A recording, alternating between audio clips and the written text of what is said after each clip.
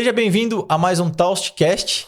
Hoje um dia bastante especial. Fiquei até um pouco nervoso aqui, para ser sincero. É um cara gigante de um mercado diferente. Eu acho que a gente vai ter a oportunidade aqui de traduzir algumas coisas do mercado dele, da história dele, para algo que a gente está acostumado a falar de muito empresário, muito empreendedor que a gente fala. E hoje um cara que é presidente da maior rede de táxi aéreo do interior de São Paulo, Coronel Marcel. Seja muito bem-vindo, muito obrigado por aceitar o convite de estar aqui com a gente hoje. Eu que agradeço, Paulo Henrique. Vamos aqui bater um papo e táxi aéreo de aeroportos. De aeroportos. De aeroportos também. E para nós é uma honra estar aqui e poder não apenas dividir experiências, mas quem sabe até ajudar na inspiração de jovens que com certeza estão adentrando no mercado, que cada vez está ficando mais dinâmico, mais rápido, mais competitivo com tudo que nós estamos vendo, inteligência artificial, etc. Então, inovação tem que acontecer. E falar de inovação sem falar de aeroportos, sem falar de tecnologia, eu acho que tem tudo a ver nesse projeto também. Exato. E aqui no nosso podcast, normalmente vem muitos jovens, né? Como eu sou um cara jovem, normalmente eu trago os jovens e eu acho legal. Eu trouxe meu pai aqui, eu tive o privilégio de trazer meu pai e contar a história como que ele começou com a Taust. Trouxe meus maiores clientes, já passaram por aqui também, caras...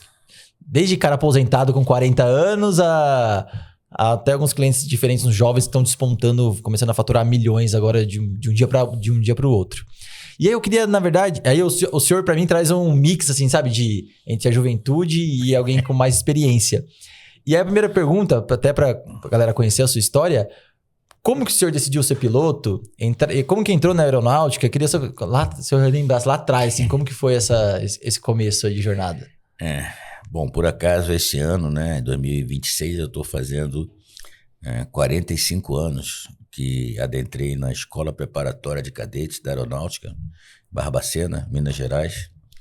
Hoje aí com esses pesquisas aí do MEC, se nós pesquisarmos vai perceber que a EPICAR foi considerada nos últimos anos como sendo o nível médio número 1 do Brasil. E lá atrás, morador do subúrbio do Rio de Janeiro, né? Jogava futebol de salão, estudava, sempre gostei muito de estudar. Estudei em escola pública na década de 70 o tempo todo. E aí, no finalzinho, a gente acabou fazendo curso preparatório lá no Rio de Janeiro, MEA. E de lá apareceu a oportunidade de ir para o Colégio Naval, para a Escola Preparatória de Cadetes do Exército aqui em Campinas, né? Colégio Naval em Angra dos Reis. E eu realmente nem sabia o que era a sigla EPICAR, Escola Preparatória de Cadetes da Aeronáutica. Um grande amigo meu que era goleiro do nosso time de futebol de salão, umas 2 semanas antes de fazer o concurso, a inscrição, né, terminar a inscrição, ele perguntou para mim se eu não ia fazer prova para EPICAR. Eu olhei para ele assim, mas o que é EPICAR? Isso lá atrás, em 1980. Aí ele, não, Escola Preparatória de Cadetes da Aeronáutica e tudo. Mas tem o nível médio. Assim como eu estava pensando no Colégio Naval, porque o Colégio Naval fica mais fácil do jovem entender, né? Colégio Naval, é alguma coisa da Marinha. Entender que EPICAR da Aeronáutica é mais complicado. Acabei fazendo a prova. Naquele ano foi muito interessante, que eu acabei passando para as outras escolas militares, passei também para a Escola Técnica Celso Koff da Fonseca em Engenharia Civil.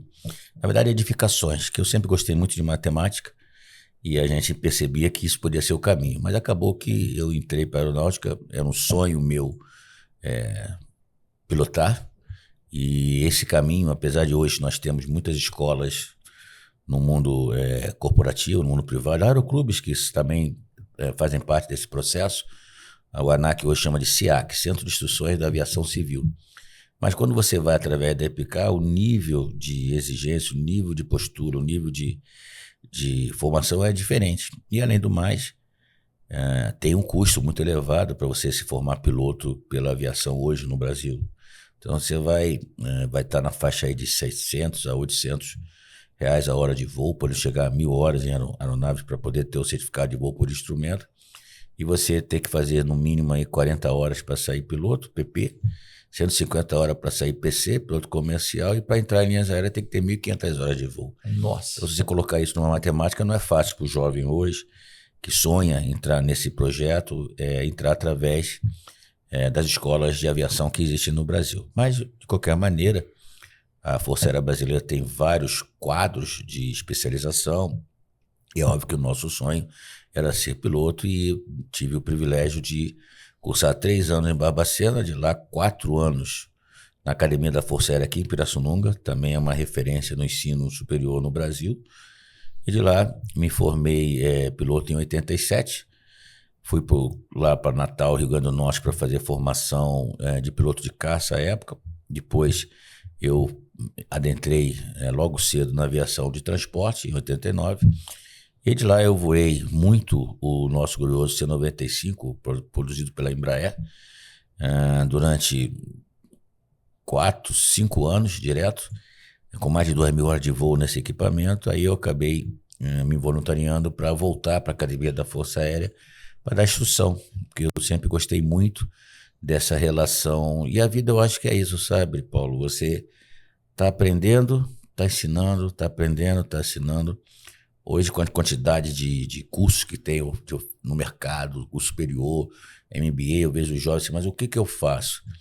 Quando me perguntam que tipo de curso que eu faço, que eu não paro. Esse ano, com 45 anos de entrada na escola, eu estou com 60 anos já de vida e estou cursando o meu 5º MBA em Executivo Internacional pela FIA ali em São Paulo, um dos melhores aí do Brasil. Ano passado me formei conselheiro pelo IBGC, Instituto Brasileiro de Governança Corporativa, mas o grande segredo é a gente tem que estar em constante movimento.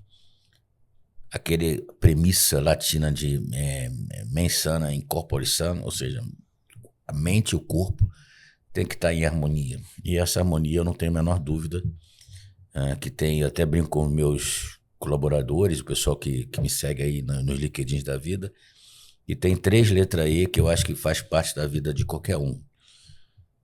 Primeiro, estudo. Segundo, esporte. Terceiro, esforço.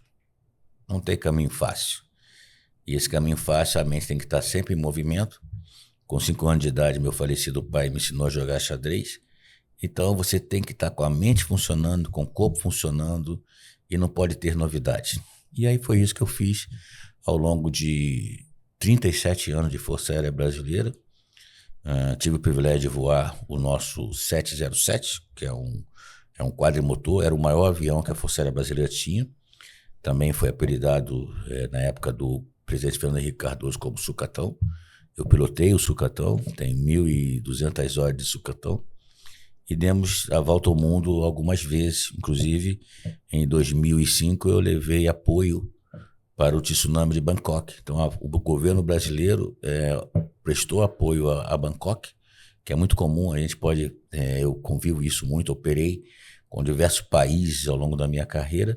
E o Brasil sempre foi uma nação muito, não apenas receptiva, mas também de apoio humanitário. Então, várias missões de apoio da United Nations, da ONU, e a gente acabou dando a volta ao mundo em algumas vezes, em mais de 70 aeroportos, em 50 países. Quando eu estava para me aposentar na Força Aérea, caramba, meu.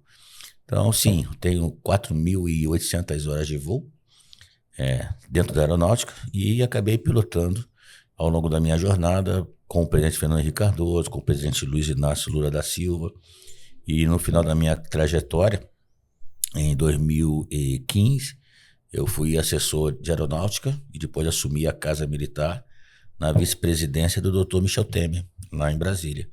E aí, no encerramento, nós em Brasília, ainda voltando para a aeronáutica, depois daquele processo de impeachment da presidente Dilma, que eu também acabei pilotando com ela, não como presidente, mas como ministro da Casa Civil, na época lá em Brasília, no grupo de transporte especial, que eu acabei pilotando lá com eles também. E a gente, depois desse processo, voltamos para o Estado-Maior da Aeronáutica, que dentro de toda a estrutura hierárquica do comando, é uma estrutura que faz toda a parte de política, estratégia, indicadores, de toda a Força Aérea Brasileira, assim como também acontece com o Estado-Maior do Exército, o Estado-Maior da Armada, da Marinha. E lá nós implantamos o escritório de governança executiva de projetos. E esse conceito de trabalhar com projeto, trabalhar com inovação, me acompanha desde sempre. E aí eu acabei sendo convidado para um desafio novo no mundo civil, que a gente brinca, né? Mundo civil, mundo militar, né? Que muitos me perguntam assim, mas como é que foi essa transição? Não teve a transição. Saiu de um, entrou no outro e a vida tem que seguir. E eu fui convidado então para para vir para Jundiaí para assumir a Voa São Paulo, que é uma SPE, Sociedade com Propósitos Específicos. Foi a primeira concessão feita de aeroportos regionais de São Paulo na época do então governador Geraldo Alckmin. Então foi feita em 2017, eu cheguei em 2018. Mais precisamente em setembro de 2018. E depois, aquele momento, tinha muitos problemas com concessões, comecei a entender essa diversidade desse mundo empresarial e a relação público-privada é muito intensa. E nós acabamos em 2021, inicialmente a Voa São Paulo tinha chance, inclusive, de ser restituída para o Estado, devido aos problemas que tivemos à época. Demos a volta por cima desse problema. Em 2021, adentramos numa nova licitação para mais 11 aeroportos, que é a Voa Sudeste, né? E aí eu construí a governança da Rede Voa. Então a Rede Voa, na verdade, é uma governança que você faz uma sinergia de centros de serviços compartilhados e você hoje tem 16 aeroportos. Então, sim, nós somos a primeira concessão regional de aeroportos do Brasil, de São Paulo, e nós somos hoje o maior concessionário de São Paulo, com cerca de 60% do mercado de tudo que trafega no espaço aéreo paulista passa pela Rede Voa. Então, estou muito feliz de estar aqui com você como CEO da Rede Voa e presidente dessas duas empresas aí. Nossa, o senhor tem um storytelling, assim, de contar história muito boa já, de tudo, resumiu em 10 minutos de 40 anos. E eu tinha ouvido falar de conversas paralelas de alguns amigos me contando, que eu tenho alguns amigos pilotos, que o senhor, agora o senhor afirmou agora, realmente o senhor pilotou realmente pro presidente da República, né? Para 3, aí o senhor comentou, né? Dilma, FHC e pro Lula, o senhor pilotou para eles mesmo? Então, na verdade eu não pilotava diretamente. Vou explicar para você, para ficar mais claro para quem está nos ouvindo. Vou explicar. Em Brasília existe um grupo de transporte especial que apoia a presidência da República, ok? Uhum. E lá tem os aviões específicos para a presidência. Como o 707, na verdade, ele veio da antiga Varig, final dos anos 80, certo? Eu cheguei lá no 707 em 97. E ele entrou na Força Aérea Brasileira em 86, 87, 10 anos depois. Foram desativadas essas aeronaves. E aquela aeronave, ela foi feita uma transformação, veio da Varig, foi feita uma transformação para virar uma aeronave militar, recebeu uma designação militar KC-137. O K é de aeronaves que reabastecem, que tem reabastecimento em voo. São, no termo em inglês, são tanker aircrafts. Então nós temos, o KC era um tanker aircraft. Então, aproveitando os combustíveis do tanque principal e as pontas da asa, você tinha lá como abastecer os aviões de caça. Então, essencialmente, a nossa missão prioritária era abastecer a aviação de caça no Brasil para atender toda essa dimensão continental brasileira, né, do Oiapoque ao Chuí, podendo permitir a segurança do espaço aéreo brasileiro, que é a atividade, a missão número 1 da Força Aérea Brasileira. E ele também fazia, logicamente, né, como era um avião versátil, ele fazia transporte de carga, apoios comunitários, apoios a desastres naturais, resgatar nacionais, que a gente fala brasileiros no exterior, apoiar embaixadas. E por ser intercontinental, com 4 motores, o avião de Brasília era bimotor. Entendi. Então o KC-137 lá no Rio de Janeiro, na base aérea do Galeão, contígua ao Aeroporto Internacional Antônio Carlos Jobim, no mesmo espaço físico, você fazia as missões ligadas à época à 5ª Força Aérea, fazia missões de transporte de tropa, fazia missões de apoio humanitário, de apoio à ONU, carga, reabastecimento em voo dos aviões de caça da Força Aérea Brasileira, e tinha um kit de transformação interna, um kit VIP, para atender a presidência. Então, onde eu quero chegar? Sim, nós fazíamos muitos apoios internacionais a esses presidentes.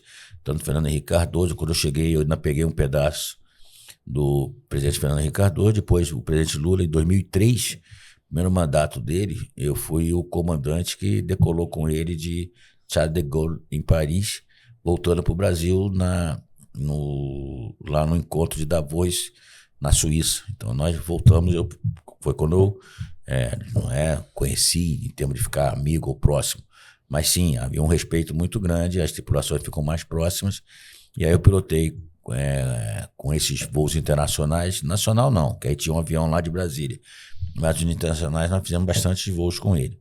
E aí depois eu cheguei a trabalhar em Brasília, aí sim, num grupo de transporte especial, pilotando o Learjet, um jato menor, apoiando os ministros, transporte de ministros. E dentro desse espaço aéreo, nós acabamos, depois, cheguei a comandar na parte operacional. Eu fui designado para trabalhar na Inglaterra, 2 anos, na Comissão Aeronáutica de Compras na Inglaterra. Comissão essa que me deu um upgrade muito grande na área de contratos, na área de legislação. Você imagina que lá na Europa a gente cuidava simplesmente de Europa, Ásia, África e Oriente Médio. Todos os militares da aeronáutica que estavam nessas localidades eram apoiados por nós, além de fazer o transporte de material de reparo, de carga, de material técnico para a Força Aérea Brasileira. A Força Aérea tem 2 comissões, uma em Washington e uma em Londres. Eu fui chefe da divisão administrativa da Comissão Aeronáutica na Inglaterra e também responsável pelo transporte internacional através dos portos de Rio de Janeiro, Santos, Sepetiba. Então, os incoterms internacionais, que são como você traz a carga do exterior, também ficam muito intenso nisso. Então, nesse processo, eu acabei, ao final, depois de cursar a Escola Superior de Guerra, lá na URCA, na minha formação para ir oficial-general, eu fui convidado para retornar para Brasília, para vice-chefia do gabinete do comandante da aeronáutica, e na sequência eu fui ser o assessor de aeronáutica do Dr. Michel Temer na vice-presidência.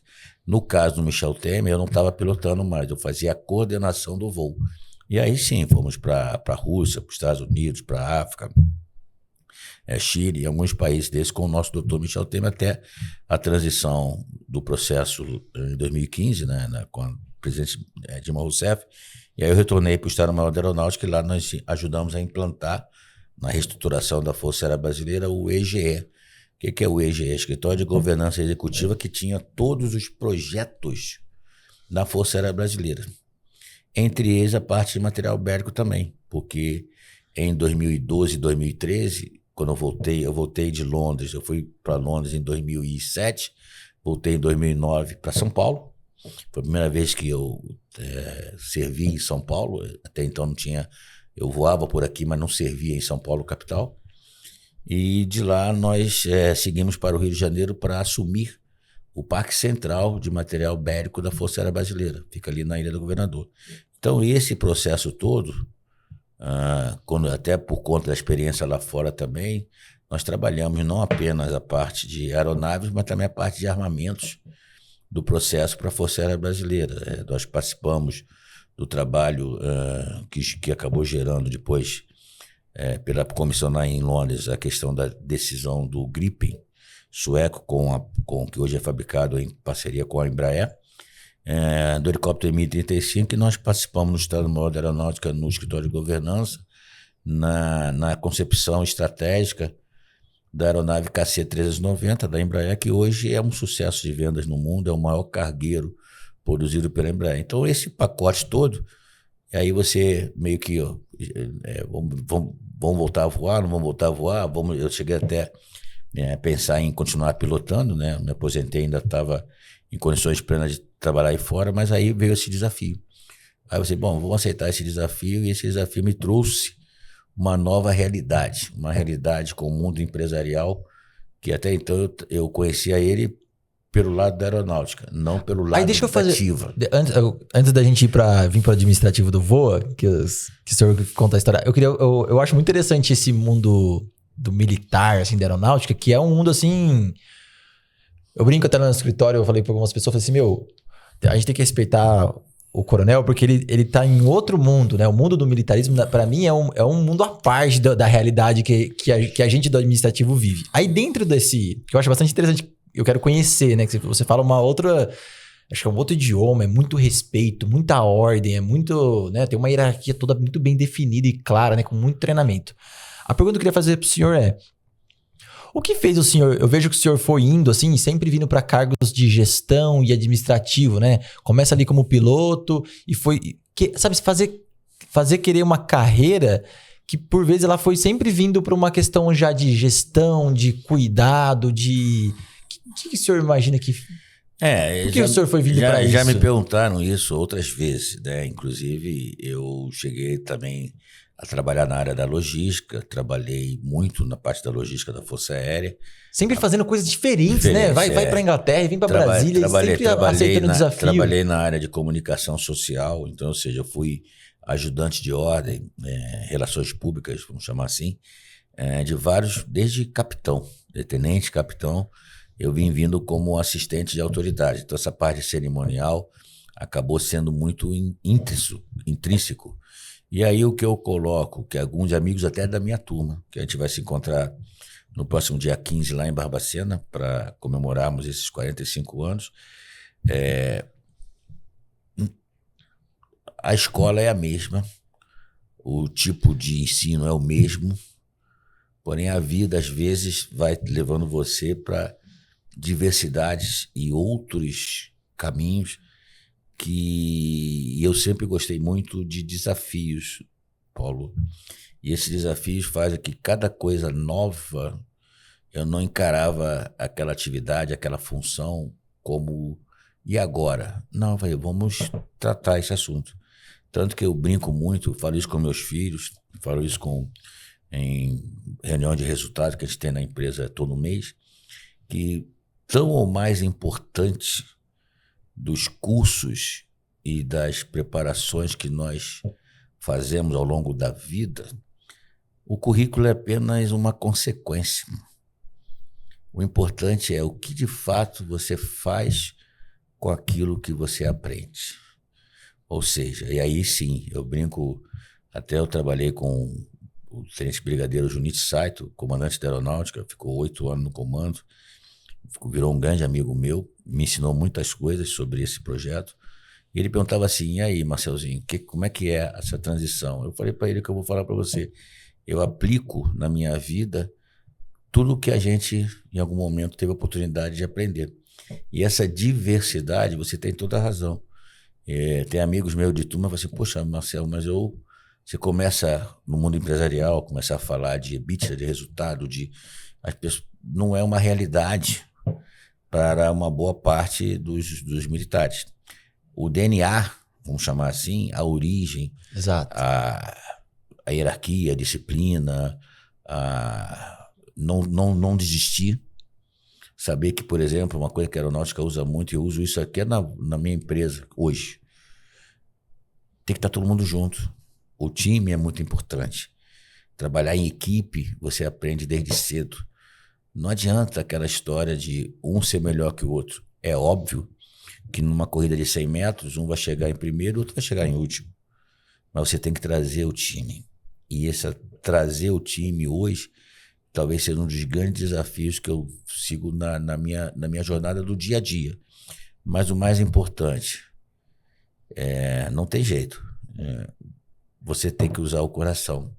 Você tem que se apaixonar pelo que você faz. Se você não se apaixona pelo que você faz, tem alguma coisa errada. Então, o crescimento, assim, o currículo é o início, o crescimento é uma consequência. O meio entre o currículo e o crescimento tem você se apaixonar pelo que de fato você está fazendo. Então, não significa, se eu chegasse lá atrás para ser... Você algum dia imaginou ser piloto? Quando eu era garoto, eu queria ser astronauta. Pequeno, né? Eu via muito filme de ficção científica. Não queria ser jogador de futebol? Não, futebol eu aprendi o seguinte: primeiro, futebol é um sonho. Eu adoro futebol. Hoje eu jogo mais tênis, porque o futebol me machucou ao longo do tempo. Então hoje o meu esporte é jogar tênis no final de semana, certo? Mas o que eu vejo? Eu vejo que, na época, filmes como Jornada nas Estrelas, Star Trek, eu via muito isso. Achava que essas ficções científicas em algum momento se tornaria verdade. Tanto que eu tenho um amigo meu que fez escola comigo, era 4º ano, quando eu era 1º ano na Academia da Força Aérea, que é o senador Marcos Montes, que virou astronauta. Então a que gente legal. conviveu ao longo da carreira, ele num outro caminho, na aviação de caça, lá no ITA, lá em São José dos Campos, e eu seguindo a área operacional, depois na logística. Mas em algum momento, ao longo da trajetória, meados ali dos anos 90, eu já pilotando, eu olhava aquilo ali, eu comecei a estudar, eu falei assim, puxa vida, como é que é você ser empresário? Né? Ah, você já tinha essa curiosidade lá atrás? Tinha em 90, na época de 90, nos anos 90, tudo assim. Aí eu falei, pô, eu começava a estudar, eu cheguei a estudar bastante questões de franquia, de franchise, então esses desafios, porque a nossa formação, o currículo da academia, ele evoluiu um pouquinho. No início era básico de engenharia. Na minha época, nos anos 90, nos anos 80 para os anos 90, ficou misto entre engenharia e administração de empresa. Tanto que eu sou bacharel em ciências aeronáuticas com administração de empresas. Eu sou membro do CRA, do Conselho Regional de Administração de Empresas do Estado de São Paulo. Legal. Então eu sou membro do CRA. Então, ou seja, você na prática é um administrador de empresas. E é aquela história, apesar de alguns amigos meus, não temos que trabalhar a aviação, não temos que estar dentro do avião. Sim, o avião é pensar à frente. Se você não pensa à frente, você deixa o avião te atropelar. E o avião te atropelando, você acaba, vai errar. É gerenciar erros. É saber que você em algum momento vai errar. E a vida é isso. A vida não é acertar, a vida é gerenciar erros. Não ter medo dos erros, que nos erros tu aprende muito mais do que nos acertos. Exato.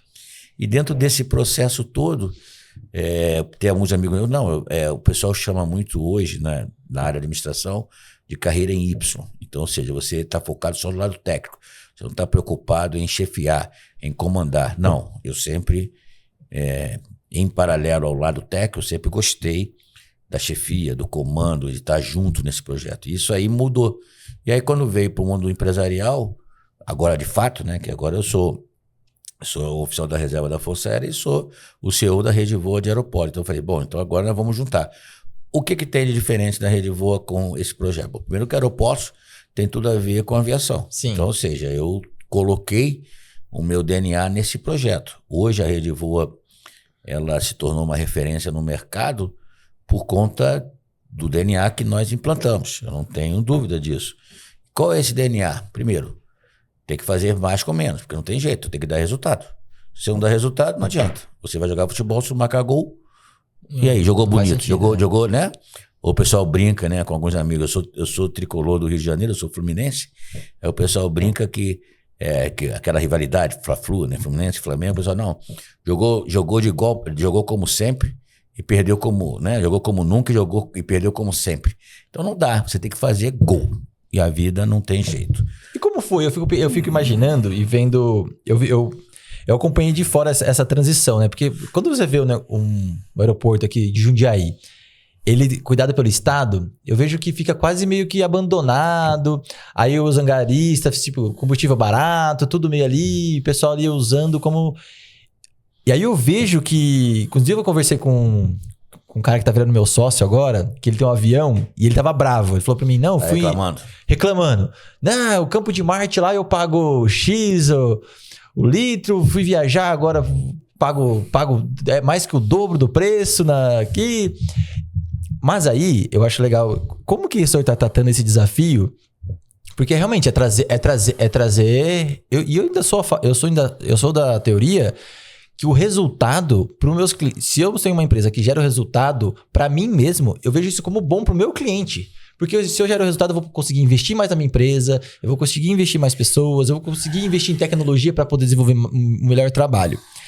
Aí eu vejo todo mundo, às vezes, todo mundo assim, né? Tem avião ali nessa troca, né? De uma empresa estatal para uma empresa privada e o senhor à frente de bater. O senhor que é o testa de ferro, de bater de frente com todo mundo e falar, olha, a gente vai mudar, é assim. Essa pressão, assim, o senhor sente isso daí que eu tô falando ou eu tô falando uma coisa que não acontece? Desde que eu cheguei aqui em 2018, né, inclusive aqui tinha uma associação no aeroporto de Jundiaí. Jundiaí, logicamente, é a nossa sede. Torcemos ela, eu já cheguei na transição, os acionistas já tinham decidido trazer a sede de São Paulo para cá. Era um terminal de voos regionais pequeno, abandonado, e hoje está a sede da Rede Voa. E esse debate sempre aconteceu. Eu acabei de inaugurar agora em Ribeirão Preto, na semana passada, a ampliação do terminal de passageiros de 3.600 para 10 mil metros quadrados, com todo um processo de madeira engerada, que vai ser o maior terminal em madeiras do Brasil. Vai ter voos internacionais de carga e passageiros em Ribeirão, porque já tem uma demanda grande. Cada aeroporto, dos 16 aeroportos que nós temos, tem a sua vocação, o seu métier. Eu tenho um aeroporto lá em São Manuel, que não pousava nenhum avião o ano inteiro. Mas do lado tinha um fazendeiro que plantava café. Temos um acordo, 30 hectares de dentro da área do aeroporto passou a ser 30 hectares de fazenda de café. E eles nos pagam pela área, mantém a área cortada, grama cortada, cerca de um lugar, ganha com café e faz a gente também ficar com o aeroporto no azul, em sacas de café.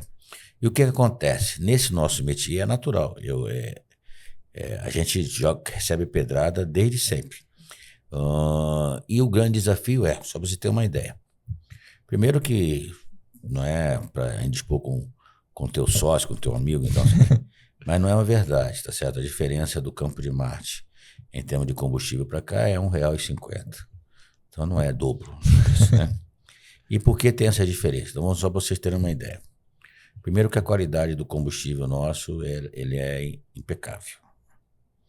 Segundo, eu, por conta de todo esse projeto de combustível, por exemplo, dentro do conceito de ESG, eu estou compensando o carbono. Então, só no ano passado nós compensamos 25 toneladas de carbono num projeto social, num aterro sanitário lá em São Gonçalo, distrito de Niterói, no Rio de Janeiro. Eu estou hoje com a RBP, que é uma das maiores empresas distribuidoras de combustível do planeta. É a segunda do Brasil, é a Vibra RBP e a Raízen Shell. A Shell na aviação hoje é a segunda. E ele fez esse projeto de compensação de carbono. Como eu vou compensar carbono? Para você compensar o carbono, você tem um valor a mais de 10 centavos por litro. Então as coisas vão acontecendo porque, primeiro, a gente fala tanto de sustentabilidade. A Voa busca essa sustentabilidade. Hoje, por exemplo, aqui na cidade de Jundiaí, hoje não, já há 5 anos, eu patrocino a comunidade São Camilo.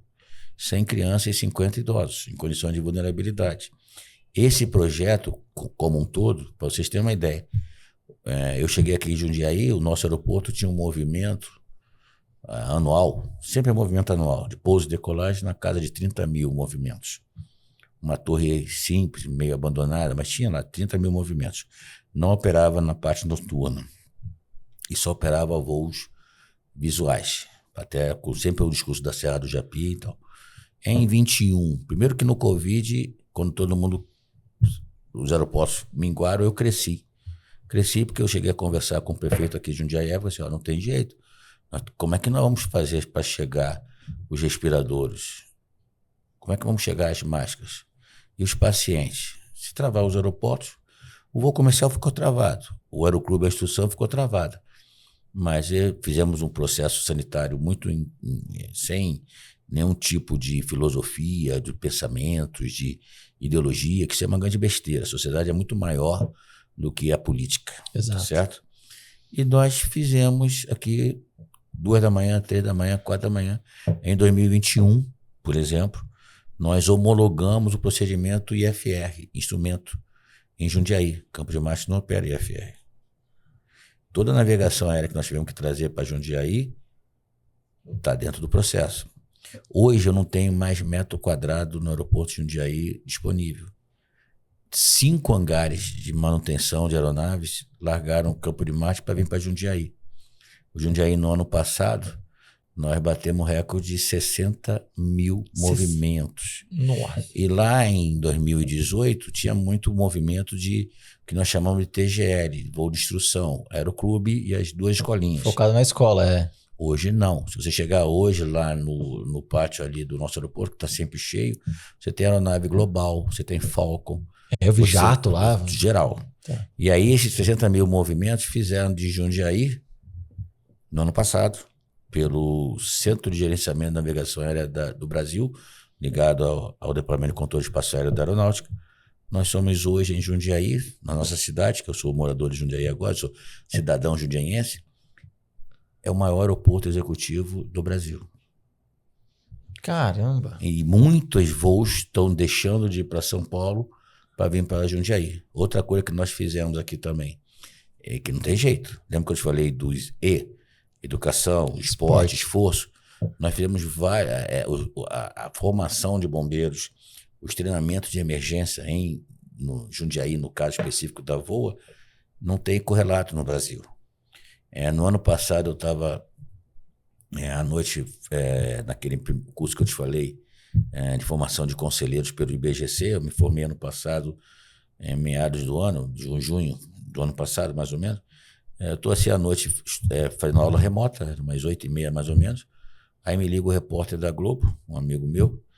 Ô, comandante, como é que o senhor está? Tudo bem? O senhor está sabendo do problema lá no Campo de Marte? Eu falei, não. Qual o problema? Bom, tinha uma aeronave King Air, deu emergência no baixamento do trem de pouso, era uma comandante mulher, 22 anos de idade, não tinha como confirmar se o trem de pouso estava baixado e travado.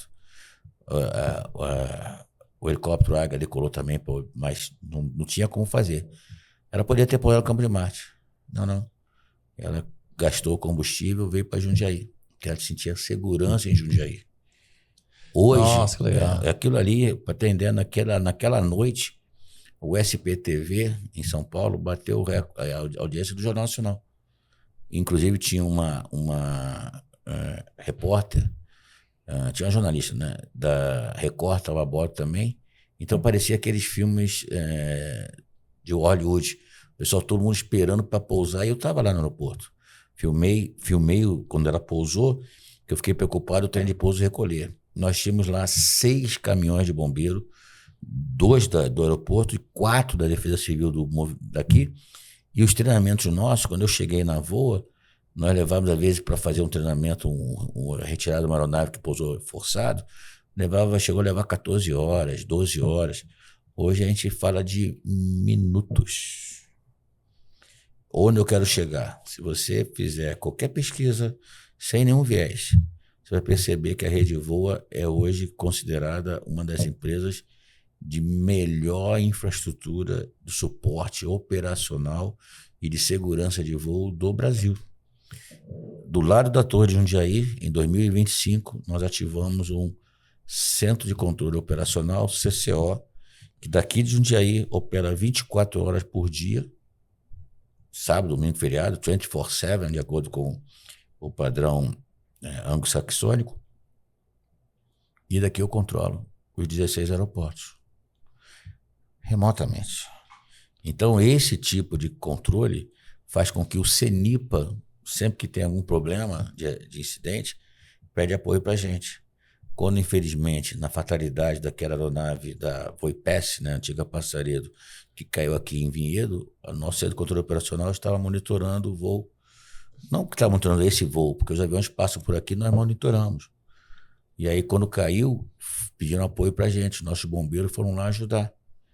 Então, esse conceito, é lógico, o discurso às vezes, né? Mas o que? Que o combustível, isso é o vídeo de sempre. Vai ter. Vai ter. 60 mil pessoas passando ali, vai ter reclamação, né? O que precisa, vou dar um exemplo para você. Sair um pouquinho da aviação, falar como empresário, com concessões.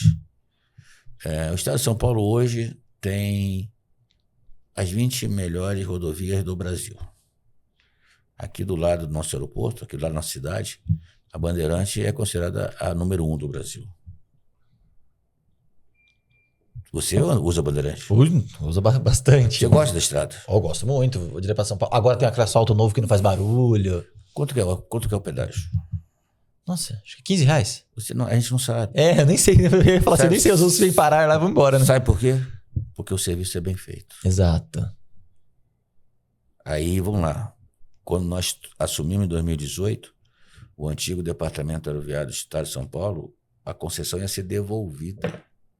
Os acionistas estavam dispostos a devolver a concessão. Caramba. Tamanho problemas na modelagem econômica, financeira, os números, aí você como contador, o que estava no DRE não era verdadeiro. Se você não tem demonstrativo de receitas correta, então tem coisas erradas. Aí você tem que colocar investimento. Então, talvez seja o grande desafio, não é o custo de A, B ou C, do metro quadrado, ou do aeroporto, ou do combustível. Hoje nós temos o pouso e a decolagem, ele é apenas uma consequência. O que importa é o entorno, é o ecossistema. Exato. Nós estamos conversando com a ETEC, aqui de Jundiaí, estamos apoiando esse projeto, ainda é um projeto antigo, da própria ETEC, não meu, tá certo? E a gente deverá apoiar escola de formação de mecânicos aqui em Jundiaí, também como escola de formação de bombeiros, também em Jundiaí. Então a minha equipe tem participado de vários debates nessa linha. Ou seja, a gente tem... não tem almoço grátis. Nós precisamos apenas entender aonde nós vamos chegar. Do mesmo jeito que eu tenho um aeroporto, que é referência agora da aviação doméstica regional, que é o CAD de Ribeirão, você tem um aeroporto que é referência na aviação executiva no Brasil, que é aqui em Jundiaí. Em Sorocaba, eu tenho um aeroporto que é referência em manutenção da Embraer. Eu internacionalizei o aeroporto de Sorocaba. Há 50 anos a cidade esperava pela internacionalização. Internacionalizamos para manutenção Embraer. Tá. Em São Carlos, eu tenho o centro de manutenção da Latam. O maior centro de manutenção da Latam do mundo está no aeroporto nosso em São Carlos. Internacional para manutenção. Agora, o nosso próximo desafio, que nós temos problema, é verdade, não se faz mágica. Nós estamos agora focados no aeroporto de Marília, no terminal do aeroporto de Marília, para que a gente possa melhorar as condições daquele aeroporto para ampliar os voos comerciais.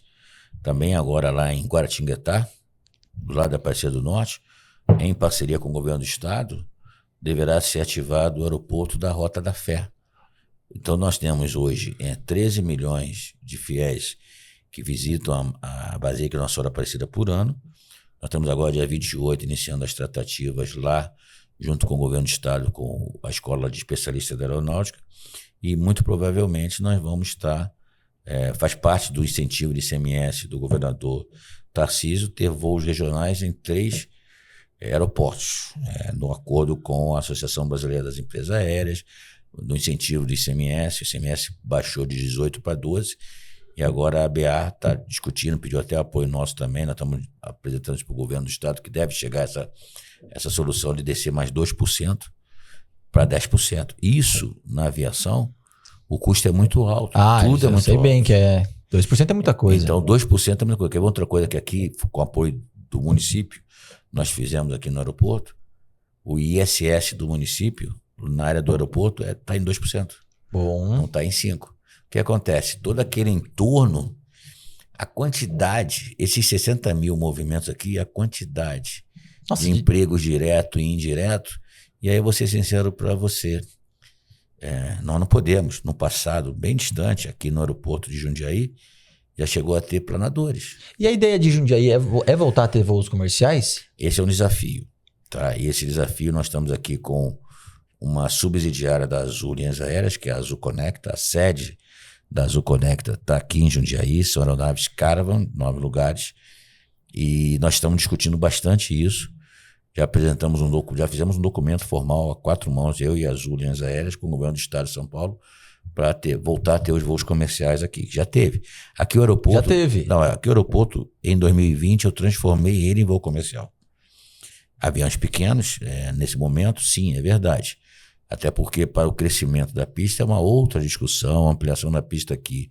Nós temos até como ampliar por lado aqui da Dom Gabriel, mas por outro lado, nós em algum momento... Já está encostado ali, já. Está encostado naquela piscinato, né? Uhum.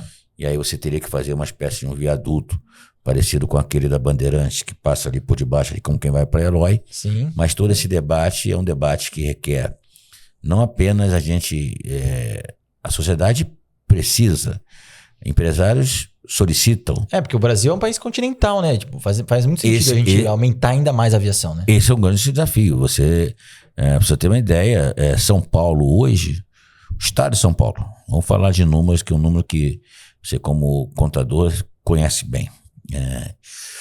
O estado de São Paulo tem a dimensão territorial do Reino Unido, de onde eu servi, né? Morei 2 anos na Inglaterra, então Reino Unido considerando Escócia, Inglaterra, País de Gales e Irlanda, né? Do Norte. Então o Reino Unido é o estado de São Paulo, ok? Dimensão continental. Tem o PIB da Itália e a população da Espanha. Aqui em São Paulo, entre aeroportos federais, estaduais, municipais e privados, nós estamos aí 50, arredondando, tá? Em 50 aeroportos mais ou menos, entre condomínios, fazenda e tal. Nada no Brasil é igual a São Paulo, nada. Só que o ICMS do combustível, por exemplo, não estou falando da região sudeste, o cinturão que envolve Brasília, Goiás, Paraná, Belo Horizonte, Rio de Janeiro, o combustível é 7% ICMS. São Paulo é 18%. Agora, com incentivo ao voo comercial somente, está vindo para 12%. E nós estamos buscando 10%. E nós apresentamos um estudo com o governo do estado de São Paulo, tá com a Secretaria de Fazenda, o secretário Samuel Nikimura, que é trazer universalidade para toda a aviação. Então, por exemplo, voltou na questão do combustível que você brincou comigo. Nós não estamos fazendo combustível ficar ao nível do campo de Marte. Nós vamos mexer de 18 para 10 para o estado todo.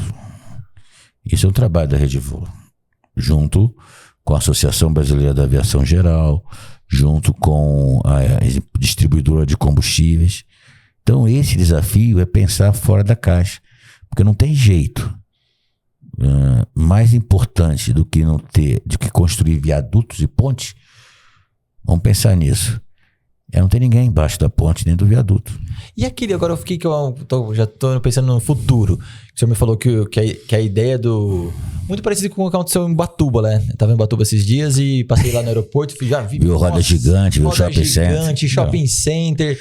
Aquilo tá ali no sítio aeroportuário, aquilo é da Voa, que é diretamente. Tudo? Não, aquilo é uma empresa terceirizada, tá certo? A nova é a Atmosfera, mas aquela área da Voa, nós fizemos uma parceria com o município, audiências públicas, e você hoje, você e qualquer outro cidadão que vai visitar Ubatuba, Litoral Norte, vai se surpreender. E aquele smart shop que você viu lá, já vou adiantar em primeira mão, vai dobrar de tamanho. E vai ter cinema para atender a sociedade. O que nós estamos fazendo em Ubatuba, em parceria, é mudar o eixo turístico e econômico de todo um município. Exato. Ou seja, isso é toda a diferença. O pousar e decolar é apenas um pedaço desse ecossistema. Agora, nós não podemos ter uma pista como no bom sentido, eu vou estar sempre usando, pagando o menor possível. Por exemplo, para entender, a minha relação com distribuidores, eu não tenho contrato com revenda, porque a revenda deu muito problema. Então, eu tenho contrato com o distribuidor. E na minha relação com o distribuidor, não tem a ver com ticket, tem a ver com o volume. Aqui em Jundiaí, por exemplo, nós batemos recordes ano passado, 500 mil litros de combustível vendidos. Nossa. Então, o que eu quero dizer para você tem que ser sempre um ganha-ganha.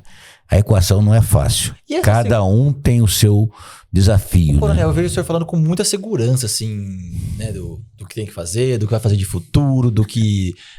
eu brinquei com combustível, o senhor já deu a volta, explicou dos porquês, o que quer fazer, né? Fala de Ubatuba, tudo sempre com muita segurança. De onde vem tudo isso? Vem da base militar? Vem de estar estudando agora? O senhor tem momentos de insegurança? Eu vejo o senhor sempre muito seguro, muito certo. Vai fazer isso, faz aquilo. Tudo na sua cabeça está muito bem desenhado. Assim, faz isso aqui. O senhor tem uma cabeça macro e por vezes sabe o que mandar fazer as pessoas no micro também ao mesmo tempo. Sempre assim, com seriedade, com segurança. Nós temos, assim como um grande computador, nós temos sempre que estar o nosso HD disponível para novas informações. Certo. Eu não nasci sabendo, e não foi a aeronáutica que me fez isso, mas a aeronáutica me ajudou um DNA, por exemplo, de ter uma visão holística dos problemas e sempre pensar em matriz SWOT. Então, conceitos teóricos que tem vários MBAs, informações de administração de empresa, a minha cabeça é a matriz SWOT. Eu estou sempre vendo na vida tudo, pontos fortes, pontos fracos, oportunidades e ameaças. E essa matriz SWOT, considerando um outro conceito também que tem nos livros de administração, eu estou sempre estudando, tá certo?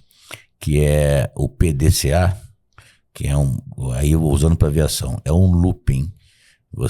PDCA, né, é um termo em inglês, Plan, check. Decision, Check and Action. Ou seja, você está sempre planejando, decidindo, checando e agindo. Só que ele não é estático. Talvez seja esse o grande desafio. Aí sim o DNA da Força Aérea me ajuda. Avião não é estático, né? Pilotar não é estático. Esses desafios funcionais que eu tive ao longo da minha vida também me permitiram isso. Então você tem sempre que estar trabalhando de maneira... Não é trabalhando, tem que estar exercitando a sua mente para que aquilo que você planejou... Vou dar um exemplo. Tudo que eu fiz na Rede Voa, nas duas empresas que estão abaixo, que é a Voa São Paulo, com os 5 aeroportos primeiro, com a Voa Sudeste, com os outros 11 aeroportos, tudo isso me fez chegar até onde eu estou. Tem um grande amigo meu aqui de Jundiaí, que me levou para jogar tênis, me ensina muita coisa até hoje, que eu tenho um carinho por ele, que é o professor Messias, que em algum momento vai nos escutar nesse nosso bate-papo. E ele falou uma coisa que é a grande verdade. O que você faz no passado traz até o momento que nós estamos hoje, mas não significa que vai ser a segurança do futuro, porque o tempo é dinâmico. Exato. Então, eu não tenho que ficar vivendo no passado. Você teve algumas vezes comigo lá no meu escritório, você percebe que tem um pouquinho da história do meu passado. Mas eu não posso estar naquele passado, porque senão não adianta. Aquele passado me trouxe até o momento. Ou seja, hoje, em 26, por exemplo, o grande desafio que eu brinco com o meu grupo, com os acionistas, é trabalhar muito, cada vez mais forte, liderança e gestão. Por quê? Porque nós somos gestores. Em 16 aeroportos, eu forcei para que cada gestor do aeroporto entendesse o seu aeroporto como um modelo de negócio, como se fosse uma filial. Não são filiais. É isso. Não são na prática em termos de contábeis, entendeu? Mas é como se fosse filial. Você tem que entender se a luz está acesa e por que está acesa. Você tem que entender se está vazando água, por que está vazando água. Aí se você trouxer um pouquinho de um conceito muito comum na década de 80, que hoje as pessoas às vezes esquecem um pouquinho, que é o conceito dos 5S japonês, você não adianta ficar com o sucata, com o passado. Você tem que estar se modernizando. Quando vira dezembro para janeiro, todo mundo faz as suas promessas, o ano vai ser... Eu fiz a promessa para esse ano que eu tenho que chegar no final do ano correndo a São Silvestre. Então eu tenho que perder 10 quilos. Agora tá gravado, hein? Tá gravado, então não tem como ser diferente. Aí, o que eu quero dizer para você? Mas sempre é a segunda-feira que você vai começar a academia de ginástica, é sempre a segunda-feira que tu vai parar de fumar, mas no fundo é dinâmico. E aí, Paulo, esse dinamismo você tem que estar sempre em transição. Assim como comentei no início da nossa conversa do E, da educação, do E, do esporte, do E, do esforço, você tem 3P que mexe com a vida lá atrás, quando eu fui instrutor da Academia da Força Aérea, e hoje eu uso na vida profissional. Lá na Academia da Força Aérea, para ensinar o menino a voar, ou a menina, que também, quando eu comecei a ensinar mulheres a voar, você tinha o P de pouso, se não ensinar a pousar, se o seu cadete não aprender o sentimento do pouso, como é que funciona, não adianta, não dá para sair sozinho. A quantidade de horas que a aeronáutica despende para você poder fazer, enquanto aqui fora 40 horas para você sair piloto privado, lá são 8 horas. Caramba. Então você tem que estar muito mais bem preparado. Então o P, porque não tem tempo. O valor hoje para você formar um oficial aviador na Força Aérea Brasileira, o custo total entre combustível, hora de voo, departamento de ensino e tudo mais, alimentação, dá $1 milhão. $1 milhão? Em 4 anos. Para uma pessoa? Pra formar uma pessoa. $1 milhão. E no privado? No privado seria impossível. Hoje na academia, o que se forma lá, formar aqui fora, o custo seria lá em cima. Tá. Hoje você vai gastar R$1.000 para uma formação, mas o piloto privado, ele não vai fazer acrobacia, ele não vai se preparar para voo de formatura, ele não vai fazer voo militar. Ah, entendi. Então, é outra formação. É outra formação. Então esse tipo... Muito mais avançada, você fala. É muito mais exigida. Tá eu não vou trocar a palavra avançada por exigência. Tá bom. Tá certo? E aí gera todo um lado de departamento de ensino, de educação física, de competição. Eu disputei esgrima pelas Forças Armadas. Eu treinei, né? Pentatlo Aeronáutica Internacional Militar como tenente. Nossa. Então você tem um lado de esporte que convive com você. Mas aqui, lá dentro da aeronáutica, na época... Primeiro P? P é de pouso. Tá. O segundo P é de pane. Ou seja, o que é pane? Você está voando com um avião monomotor. A gente fazia treinamento, o avião não cai, ele pousa forçado. Se tiver lugar. E você fizer os cálculos. Porque se você botar o nariz do avião para baixo, ele vai ter velocidade e vai continuar voando. O que ele muda é a razão de afundamento, depende de cada avião. Então, o T-25 universal, o avião convencional, igual o avião de aeroclube, um pouquinho mais acrobático, mas é pequeno. Até hoje a Força Aérea usa o T-25. Você reduzia a manete e pagava, você pagava pane pro cadete. Onde você vai pousar? Em cada curva de 180 graus, perde 500 pés. Então, se o cara fizesse errado, não pode dar motor. Se der motor, perdeu, certo? E tem que vir para fazer um circuito, pode pousar num canavial, não tem problema. Pode pousar numa estrada, não tem problema. Caramba. E esse treinamento é de pane. E o terceiro P é de parafuso. A gente não treinava parafuso para você ficar fazendo manobra de parafuso. É para você evitar o parafuso e se entrar no parafuso, saber sair. Esse acidente que teve aqui em Vinhedo, com o Voipest, ele entrou em parafuso. Um parafuso chato. Depois que ele entrou no parafuso chato, ali não ia sair. Tinha que ter sido feito um pouquinho antes, aí vai entrar em fatores contribuintes, o que levou àquele momento que a gente chama do ponto de irreversibilidade do acidente, o avião vai cair, tá certo? Infelizmente foi isso que aconteceu. Então tem os 3 P. Tá. Aí vamos para o mundo privado. O primeiro P, o P mais importante, mas o pessoal quer ele antes, é o produto. Que produto que nós vamos querer? É a TV, é o microfone, é o vídeo, é o avião, é o aeroporto, qual o produto? Mas para chegar naquele produto eu tenho um P antes, que é o do processo. Se eu não tiver esse processo muito bem definido, não vai dar escala. E fazendo controle, mecanismo, né, instrumento de controle, você não vai chegar naquele produto. Ou se chegar no produto foi por acaso. E a tentativa erro faz parte da aprendizagem. Eu estava vendo agora recentemente uma reportagem sobre o Ayrton Senna, ele errou mais de 1.000 corridas para conseguir ganhar 10. Entendeu? Então, ou seja, o erro tem que estar na cabeça das pessoas. E por vezes o jovem hoje, nesse mundo muito dos videomakers, da perfeição, todo mundo só mostra o que é bom nas redes sociais. Você não quer, você foge do erro. E quando começa a errar, começa a ficar meio que deprimido. Exato. E isso é ruim. Nós temos que tirar isso aí. Mas esse P do processo, ele vem antes do produto. Certo. E tem o terceiro P, que é o mais importante de todos. As pessoas. Boa. Não tem uma empresa sem pessoas. Qualquer empresa, do tamanho de uma Taos, do tamanho da Rede Voa, do tamanho de uma Odebrecht, você tem pessoas. São pessoas, exato. Ah, mas em algum momento vai mexer com a IA, aí vai vir aquele discurso que a IA vai substituir o ser humano. Atividades repetitivas. Vai acelerar nosso desenvolvimento. E é o que está acontecendo. É isso aí. Atividades repetitivas. E aí entra, quando você tem um P de pessoas, aí essas pessoas, o time, primeiro tem que estar sempre aberto a aprender coisas novas. Eu tive lá em 2018 um rapaz que trabalhou com a gente, saiu da empresa, né? Foi para outro setor. Ele dizia que ele não tinha nada a aprender porque ele já tinha mais de 50 anos. Se a pessoa com mais de 50 anos fala isso, tá fadada ao insucesso. Hoje, por exemplo, nesse curso que eu estou fazendo, eu tô cursando um MBA com a FIA em Executivo Internacional.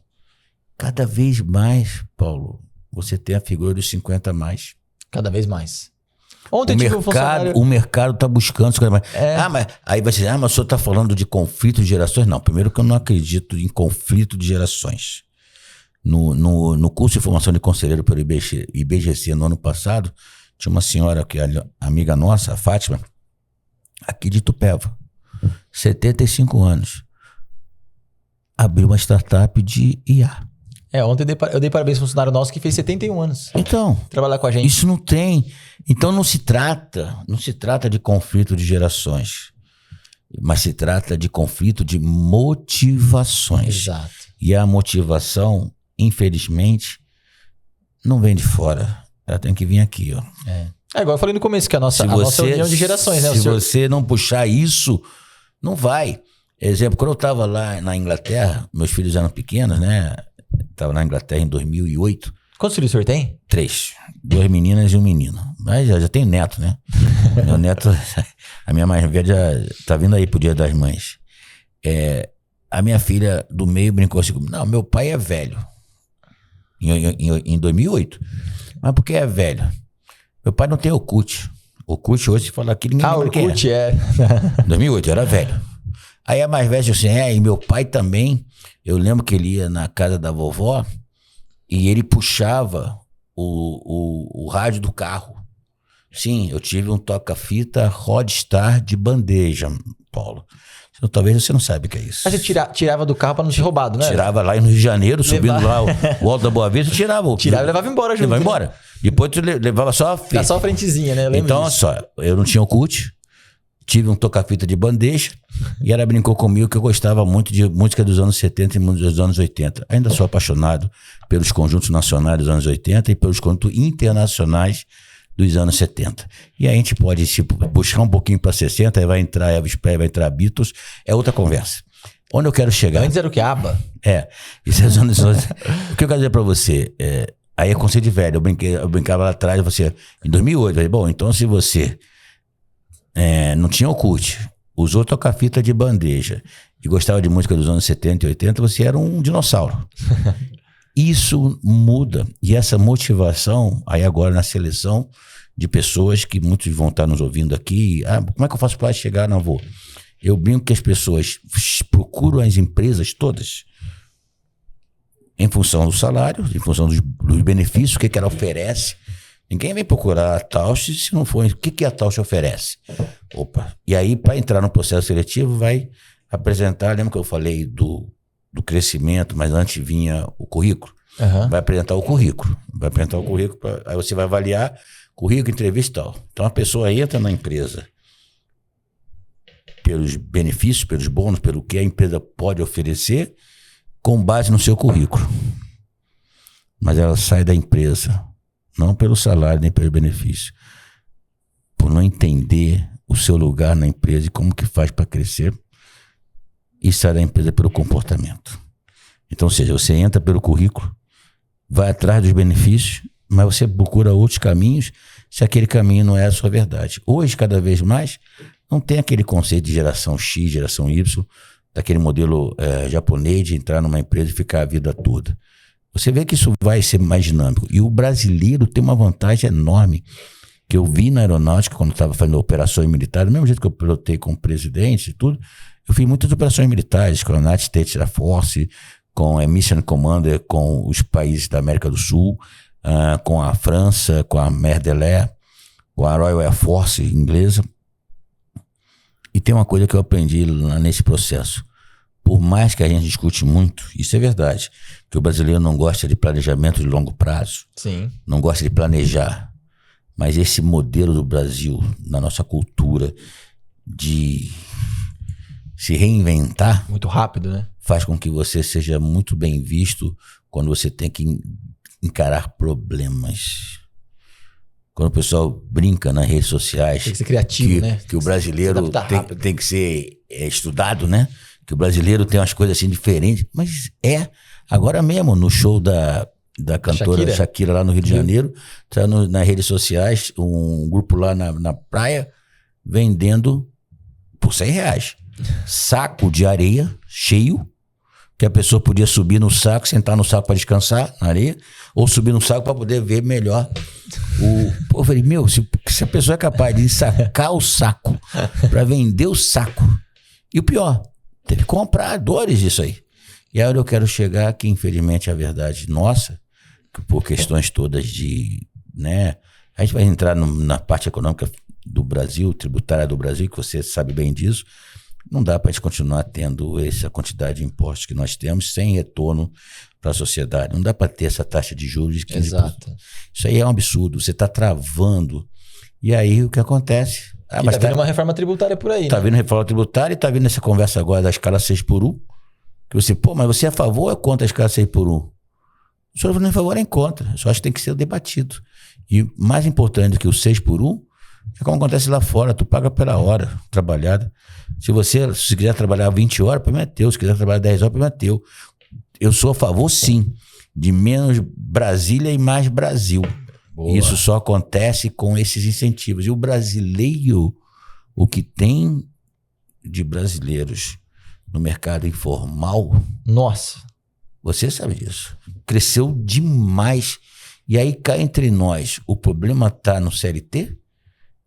Tudo bem que teve a reforma trabalhista na época do Dr. Michel e tudo, eu estava até com ele lá na vice-presidência, mas talvez não seja esse o caminho.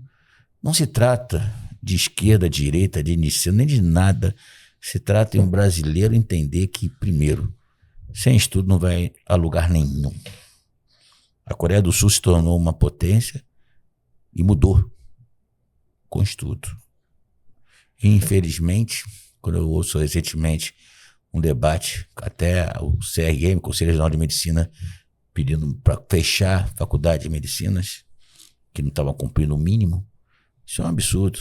Uhum. E se você olhar a pirâmide educacional brasileira, ela está invertida. Ela está assim. Tem mais escolas superiores e todo mundo querendo um diploma para mostrar de seu, né? Porque todo mundo quer um diploma para chamar de seu. Exato. E a base?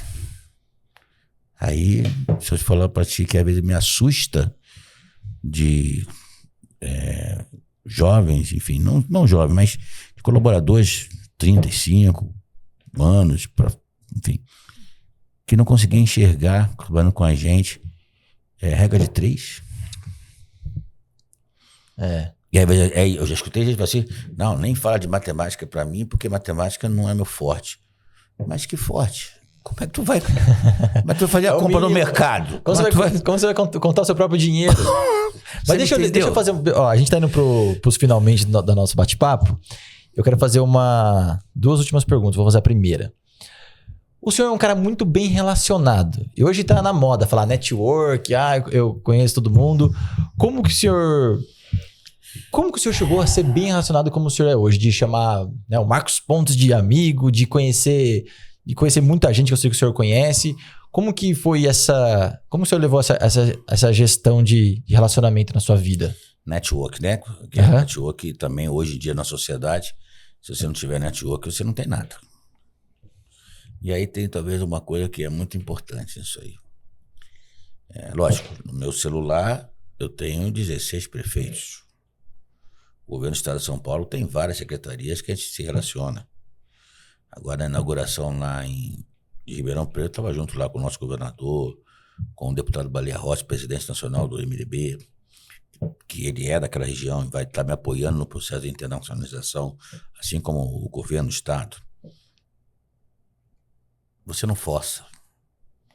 Eu acho que o grande segredo da network é a credibilidade com as suas atitudes, com seus valores. O pessoal brinca comigo que, por mais que, lógico, eu tenha escritório de advocacia, são 340 contratos na voa. Nossa. Então, não é fácil. Minuta para cá, minuta para lá, assinatura digital, certificado digital. Uma vez aqui em Jundiaí, né? No ano passado eu brinquei com o pessoal numa reunião, aí começamos a conversar, falei, tá bom. Não é aqui, não pega esse papel aqui. vou fazer isso. Eu botei a data, assinei, tá aqui, ó. Aí a pessoa, alguns empresários, até promotores de justiça e tal, eu vou fazer isso.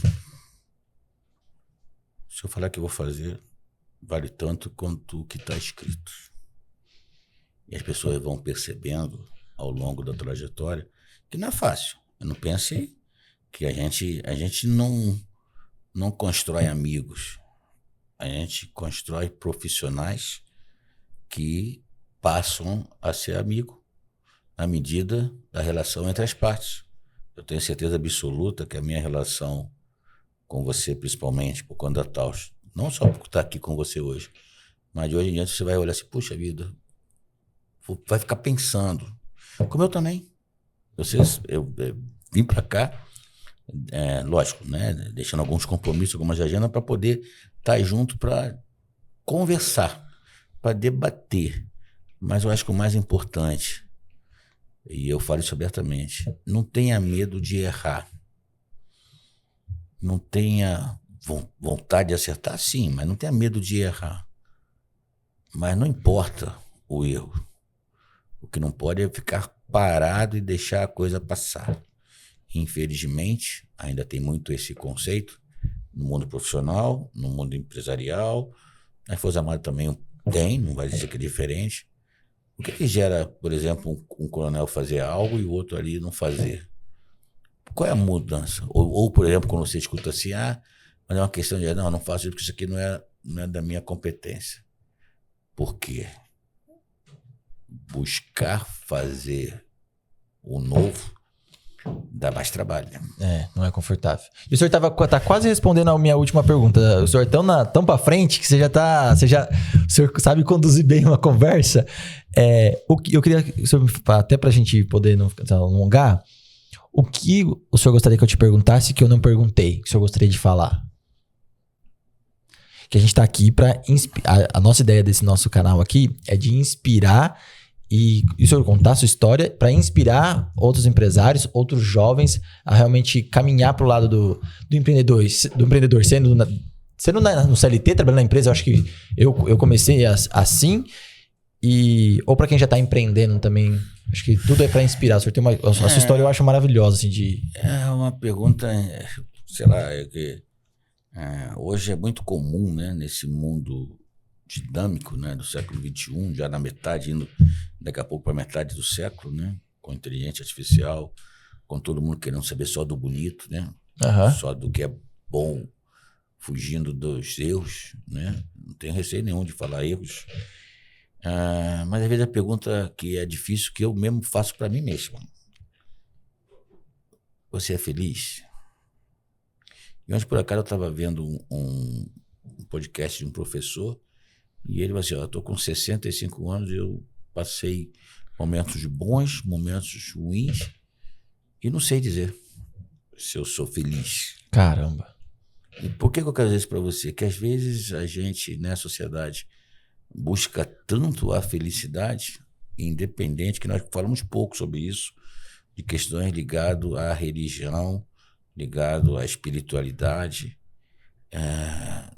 Cada um tem o direito de traçar o seu destino, com a religião que quiser, ou mesmo não tendo religião nenhuma.